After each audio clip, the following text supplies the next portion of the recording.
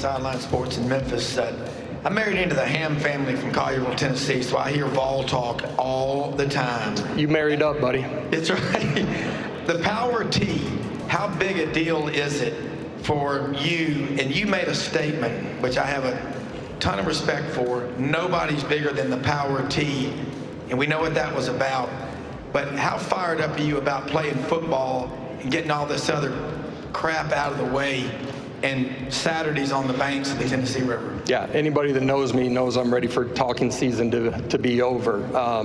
Ready to go tee it up and go play. There's not a better fan base in all of college football. You look at Vol Navy, 150 boats tied up on the river. They start showing up on Wednesdays. Some of those things, those boats are sitting there all year long. That travel from all over the country in preparation for, September, October, and November inside of Neyland Stadium. Our walk to the stadium is the most unique thing in sports that I've ever seen or experienced. 30 to 35,000 every Saturday. It's college football as good as it gets. And, you look inside of our game day atmosphere, there's not a more passionate fan base. And to be a part of this iconic brand, to be leading this program with the type of leadership that we have on campus, but who we have in our staff room and the players that we have inside of our locker room is why I don't consider it a job. I get a chance to go compete every single day with people that I absolutely love.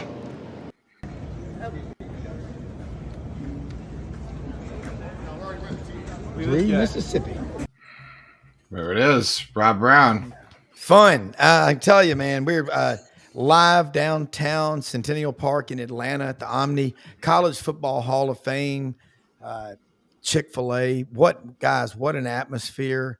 1,200 plus media personnel from all over the country. This is the tip of the spear, warming up for college football season. And I tell you, we're going to talk. We got Buddy Martin on with us in Panama City, in LA. Wait. Hold on. What time is it? I got to go to Beyonce in 15 minutes. That's right. She was here for a week. Hey, by the way, cowboy hats everywhere downtown Atlanta. I mean, if you're a cowboy hat salesman, Matt Dillon would be proud. But man, what a day. Brendan Martin, executive producer in Ocala, Florida, folks. Got a chance to hear from Kirby Smart from Georgia, Hugh from Auburn, Josh Heupel, Tennessee, Steve Sarkisian from Texas. And got a lot of sound bites. We're going to throw some sound in here today from different people we talked to. But, Buddy, you had a chance to watch from the command center there on Andrews Bay, Panama City in L.A. Your thoughts, your takeaways up to right now. Well, I mean, look, it's Arch Manning, okay? You could tell that swagger when he walked in the door. Yeah. And he commands all eyes on him. He is a good-looking kid. He carries himself extremely well. He speaks well. He's not cocky or arrogant, but he's confident. If you watch him and I know you didn't get a chance here, Rob, I watched the little huddle up they have with about 50 guys off to the side. Mm-hmm. He did a fabulous job of trying to get as many questions in as he could. Yeah. And you really can't hear that because it's not geared for a TV audience. But you can hear him over here, yes, that happened. Yeah, okay, I did this. I really enjoyed watching him. And I took away from that, one of the things I learned about was he said my grandfather was at my practice in high school almost every day. Mm-hmm. Archie was there with him watching him in high school. Yeah. And, and there's definitely some of his grandfather in him. I'm not saying genetically just only, but the customs are very similar. If you knew Archie, I think maybe Arch is a little more playful, likes to have a little more fun. But even Paul Feinbaum had to say he was a fanboy when he saw Arch walking by him. He couldn't resist but reach out and shake his hand and said, "Oh, I got to see Arch Manning." There's that aspect of it. It's funny because in our business, we see superstars and talk to them. Yeah. Not all the time, but frequently. And it's one of the things you don't do is never act like you're a fan. Yeah.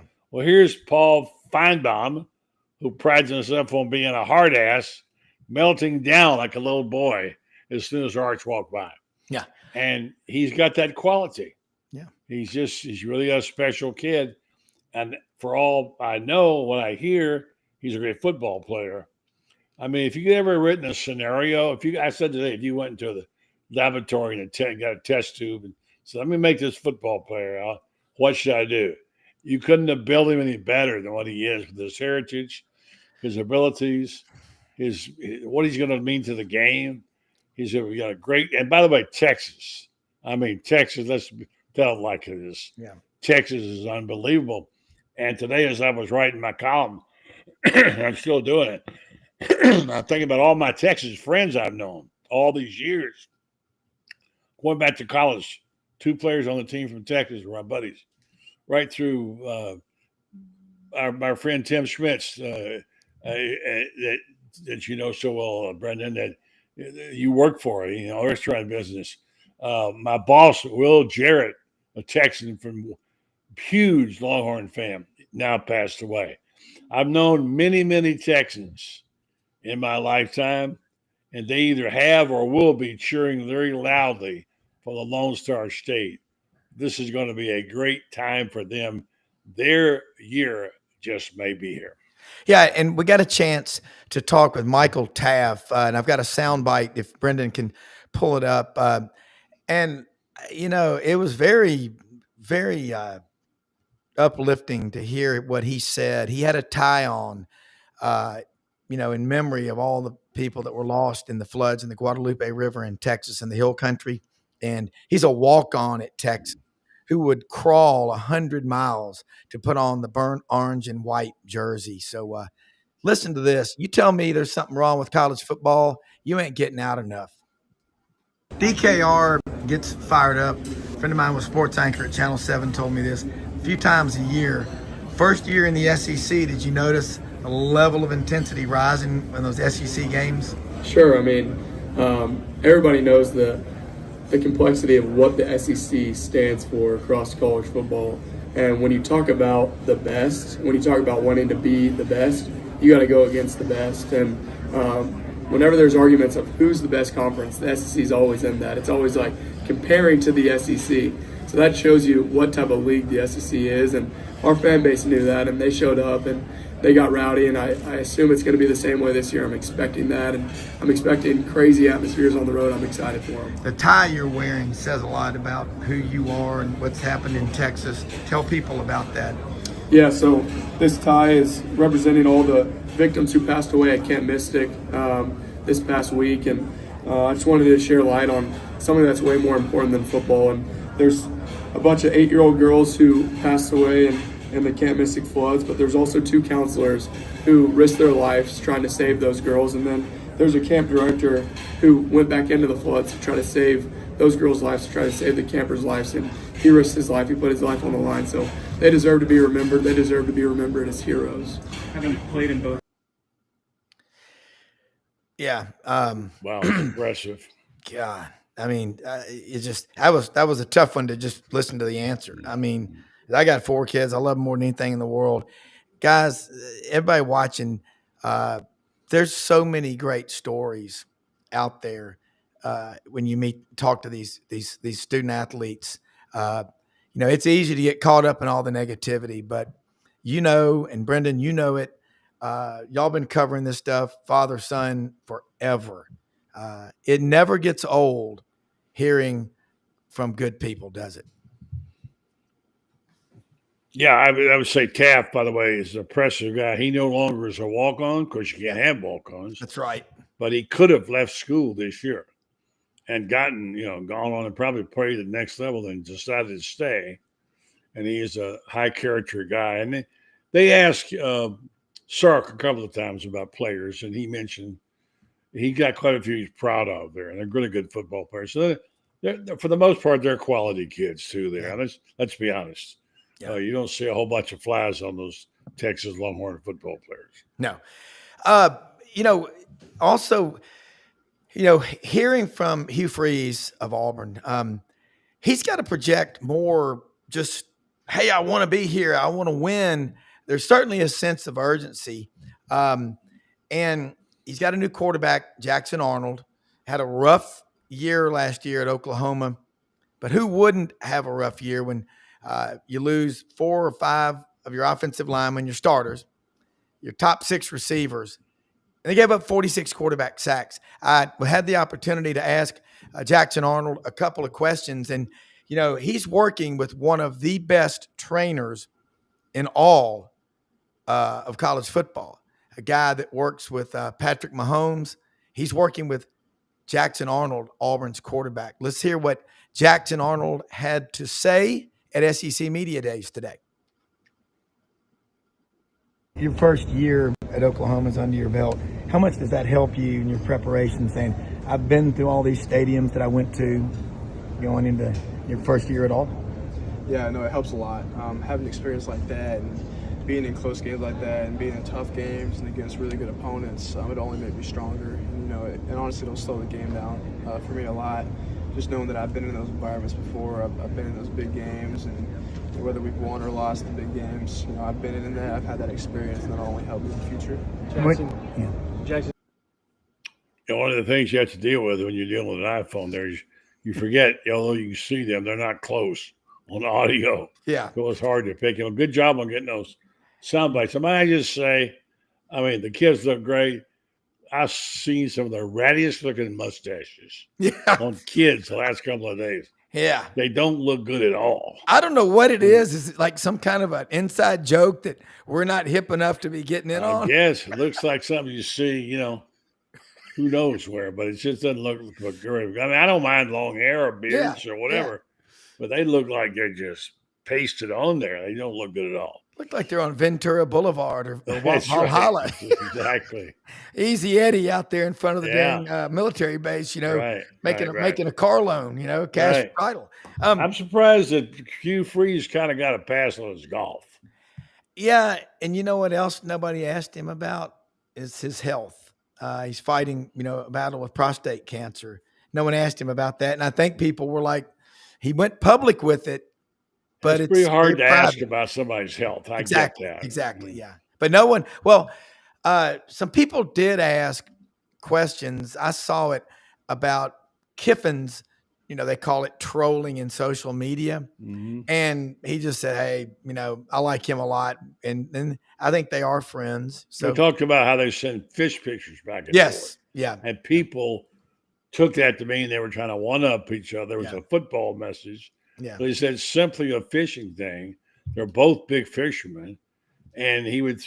I think maybe Freeze sent a picture to him of a 2-pound bass or something, and then Kiffin got a bigger bass. I don't know exactly, but it was the context. He explained about fish, and the media misread it without knowing the notes, Cliff notes. There was some kind of one-upsmanship in football. But now I'm a little surprised. The golf thing he did address at the round table with the gang a little bit, but he talked more from the standpoint of how to improve his swing and whatever. And, Spurrier responded to that too, He said, I don't think it's the thing to do with playing golf as much as it is to losing games. If you win the games and play golf, nobody cares. Correct. But, Steve was penalized for a long time for his love of golf. Yep. And I remember it well when there would be jobs open and there would be discussions on the air at our old radio show and online about the fact that Spurrier doesn't want to be a coach. He wants to play golf. He's not serious about it. That hurt him on some of the openings that came up early on. Yep. But so anyway, I think it was a good group. I think Kirby acquitted himself nicely. I think Starp did a good job. Heupel was just so. And Sark was very good. So tomorrow is big day for the Florida Gators. The Gators and DJ Lagway will be in the house tomorrow. Yeah. And they got a lot tough act to follow in the Texas Longhorns. No, they do. And I want to go back to, you talked about earlier, you're right. Kirby Smart He owned the room. He was great. Talked about he's been married 19 years now. His wife was at a baseball tournament in Mississippi with his son, big travel baseball. I got a chance to talk with Georgia's starting quarterback, Gunnar Stockton, Rabun County, North Georgia, just for reference. What'd you think of him? Impressive. That's where they filmed the movie Deliverance. He drives a 21-year-old truck with roll-down windows. I don't know if he has an 8-track player, but I call him Throwback. I got a chance to ask him, Gunnar Stockton, we got a great soundbite from him. I said, you hear a lot, you can't coach kids tough today, but I think that's the very reason Georgia's junkyard dog style won them the SEC championship last year, and he gave a good response. Rob Browne, SEC Sideline Sports Network in Memphis. As a father of 4, my kids have always told me, if you didn't push me hard, I wouldn't think you loved me. How do you respond to people who say you can't push kids hard today? Because Kirby's kids play a full 60 like no other team. Cole Kubelik said the reason y'all beat Texas twice last year, you were just tougher and meaner. Junkyard dogs. Yeah, I think that has something to go along with it. Just being able to teach or take coaching is a big thing, and just the way Coach Mark gets after it, and he'll always tell you the truth, I feel like, and I think that's the best thing he does. Gunnar. A lot of Gunnar Stockton, he's got a commanding presence, and I think too. Do you think he's going to be the man, though? I mean, I heard people ask that question today. Do you think? I mean, I've heard a lot of things that people said about him good. All his teammates give a lot of props. He's a good leader of men, but I gotta wonder if he is going to be the guy. And is he the guy that can lead Georgia? Georgia's coming off a bit of a down year for them or two, and they got to rebuild their defense. They're trying to do that. I don't know, and they definitely got more wide receivers than they had before. They got a ton of 5-stars still on squad, but it's been a long time since Georgia's had those dominant defensive players, the front 7 who just smack you down, and it's been a long time since they were. So they're in an era right now where they got to bring it back. Kirby's got a little work to do, and now he's got Texas to deal with. There's a bunch of people who are getting up on Texas A&M and Oklahoma. I ain't buying it yet, but they are. They're really talking good about it. We know what Florida can do, and it's we talked about it last night. There's 6 or 7. We counted 8 teams who could be contenders in the SEC for the Nationals. We'll see if that might be too high or not. But anyway. I'm ready for it, and I love seeing Texas today. And I was going to say earlier, I think about my Texas buddies. This is the moment they waited for. My boss I worked for in Denver years ago from Pinwheel, Texas, was a huge Longhorn. He never thought he loved SEC football. He never got to see Texas in the SEC. He's passed now. A lot of good buddies of mine for Texans. I like Texas. I spent a week in Austin once as part of the NCAA media seminar, and I really enjoyed my time there. On the campus of the University of Texas, sitting around the tables with the writers and the head of college football, NCAA, Walter Myers. And I just thought Austin was a really good, charming place to be. And I hear it's even better now, although I haven't been there in a long time. Texas can be a lot worse places than Austin, Texas. Oh, no doubt. And it's a special place, and they're really happy being in the conference. I did get a chance to talk with Gary Stokan. I've had him on the show a bunch over the years. The CEO of the Chick-fil-A Peach Bowl and the Chick-fil-A College Kickoff Classic. Opening weekend, they're going to have Tennessee and Syracuse and South Carolina and Virginia Tech, what they call the Beamer Bowl. Gary played basketball at NC State, and Atlanta Sports Authority helped bring the College Hall of Fame to Atlanta. Asked him a few questions. Let's hear what he has to say. Again, Atlanta, the media capital of college football. Hi, talking to Gary Stokan, CEO of the Chick-fil-A Kickoff Classic and the Peach Bowl. Gary, opening weekend of college football season in Atlanta. That's the center of the universe. Talk about what's going to be happening. Well, we're blessed this year to have 2 games, almost within 24 hours. We'll kick off August 30th with Syracuse and Tennessee, 2 teams that finished in the top 20 last year, 2 new quarterbacks. A lot of orange will be in Mercedes-Benz Stadium. We're looking for a sellout for that game, but we'll be on ABC at noon, and then we turn around August 31st on Sunday at 3 o'clock on ESPN. We'll have Virginia Tech and South Carolina in the Beamer Bowl with Shane Beamer and Coach Beamer, who did so much to build Virginia Tech up. Another sellout, another great way to kick off the season. The interest in college football, in your opinion, with the playoff going from 4 to 12 to maybe 16, you like it, yes or no? Well, we like where we're at right now. We have one more year in the current system with the 12-team playoff. As you know, last year we hosted the quarterfinal game with double overtime Texas-Arizona State. This year we'll host the semifinal game on January 9th, which is later than we've ever held the Chick-fil-A Peach Bowl. But, you know, the process is by December 31st, the commissioners and the presidents have to decide what the format will be for 26 through 31. And then in parallel, ESPN will negotiate with Chick-fil-A and the other title sponsors, and CFP will negotiate with the 6 CFP bowls. Hopefully, we want to stay as a quarterfinal and a semifinal through those 6 years. So, lastly, Atlanta becoming the capital of college football because of what you and your group are doing. What about people who want to come here, getting tickets and hotels? There's a lot of development in downtown Atlanta. Well, Atlanta's a great place to come to. Obviously, as we stand here in the College Football Hall of Fame, it's a must-do, very interactive experience here if you're a college football fan or just a fan of sports. The aquarium is right within 100 yards. The World of Coke's next to that, the Civil and Human Rights Center. And then you've got State Farm Marina across the street and Mercedes-Benz about 100 yards away. So with 16,000 hotels downtown, easy to get a hotel, a lot of restaurants and bars around to go to. So it's a great time to be in Atlanta. Our college football kickoff, we'll have an event here at the Hall of Fame, and then we'll have our tailgate town right outside Mercedes-Benz before the games, both games.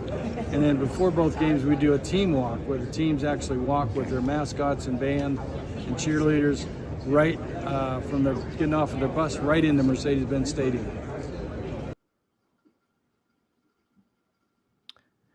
Yeah, Gary and that Sports Authority group in Atlanta, you wouldn't believe the construction. Now, not 16,000 hotels, buddy, 16,000 hotel rooms in downtown Atlanta, and they still don't have enough. I know. By the way, I just want to say, I don't think our college, our fan base, the smart ones get it, but the rest of us don't realize what week 1 is. It is a blockbuster of all blockbusters in college football. Gary just mentioned one game. Do you realize that day, and I can see now I'm going to have to stay home and not go to Florida's opener because there's so many games from end to end that day. Listen to the schedule.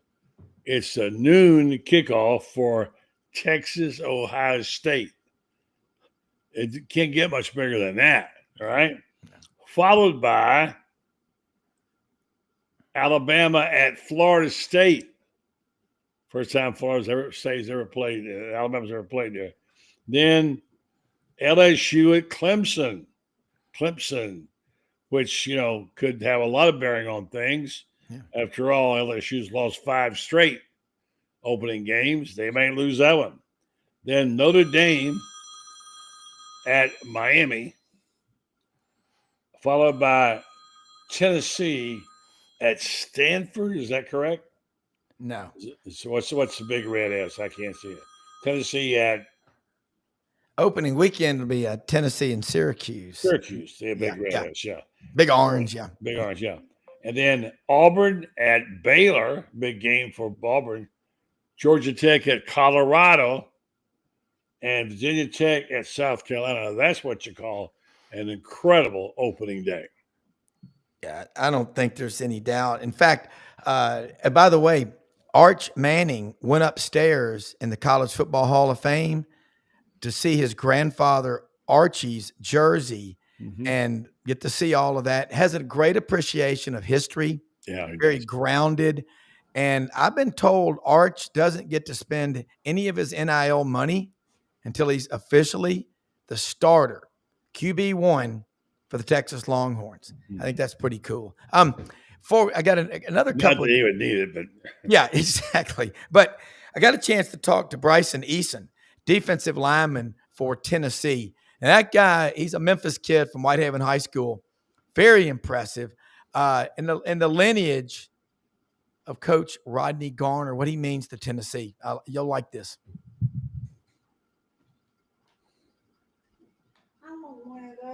Sorry, Rob. What did you say? I was trying to get which Bryson Eason from defensive lineman from Tennessee. Okay. We had a chance to talk with him. I thought he was good. Really loves. You hear a lot of talk about you can't push kids today hard. You just answered it. I remember Coach G when I was at Auburn. He learned from Coach Dye and Coach Hall.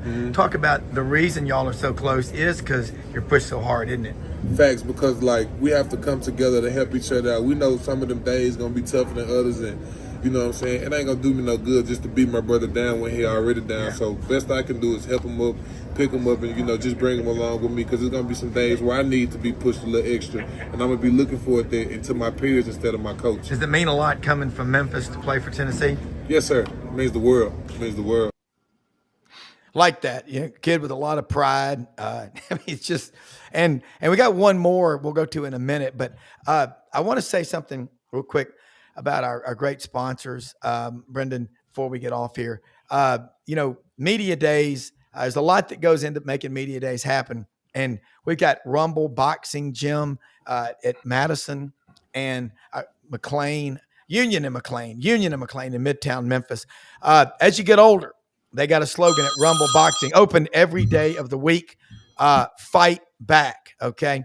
Ann Camp Lee, great friend of mine for 30 years, helped us get over here. Rumble Boxing Gym open every day of the week. A lot of mornings, 5 o'clock, 5:30, 48 punching bags. You hit weights, you hit the bag. It's great. Winter Timber Outdoors, Athens, Alabama, about 3 weeks out from opening the 13,000 square foot, their second store in Auburn, Alabama, on University Drive. They're looking to grow in the footprint that is the SEC. Landers Ford, Poplar and Houston Levy, great folks there where Collierville and Germantown meet. Open every day of the week, 7 a.m., 7 p.m. Ask for the general manager, Brad Bellamy. They've got the 25 Expeditions, the Broncos, all the F-150s, and they'll provide round-trip transportation for the service department. Down the street, Hewlett and Dunn Boot and Clothing Company. Hey, man, get these truckers caps. They only got 100 of them. They're selling them fast. They've got them at Hewlett and Dunn. Also, the Barber backpacks, the Filson, the gear, open Monday through Saturday, 10 a.m. to 6 p.m. I want to say also about my good friend Chris Aiken in Jonesboro, Arkansas, web-footed kennels. They're open year-round. Chris has a 227-acre training ground with technical ponds, hills, everything. I've known Chris 30 years. If you're looking to buy a great dog owners, dogs can't read their pedigrees, but their owners can. Get Chris Aiken and his team. I've known him 30 years. I'm getting my next dog from Chris. They're great folks in Jonesboro, Arkansas. And Gaddis Home Innovation, folks. GaddisHomeInnovation.com. Find it. I've known George Gaddis for, holy cow, 48 years. If you want a man cave in your home, security, everything, turnkey with one, smartphone, everything you want, GaddisHomeInnovation.com. George Gaddis, that's one of the best families you'll meet anywhere. His dad was good friends with Danny Thomas and helped him come to Memphis and open St. Jude Children's Hospital. What a great family the Gaddises are. Buddy, one more sound bite before we wrap it up. I got to talk to Dusty Dvoracek. Played at Oklahoma, been with ESPN for a while. Let's get his comments about a year into the Southeastern Conference. talking with Dusty Dvorak. Dusty, after your first year as a member of the SEC, an Oklahoma grad, but covering the conference, your thoughts and impressions, and going into year 2, what do you think is going to happen?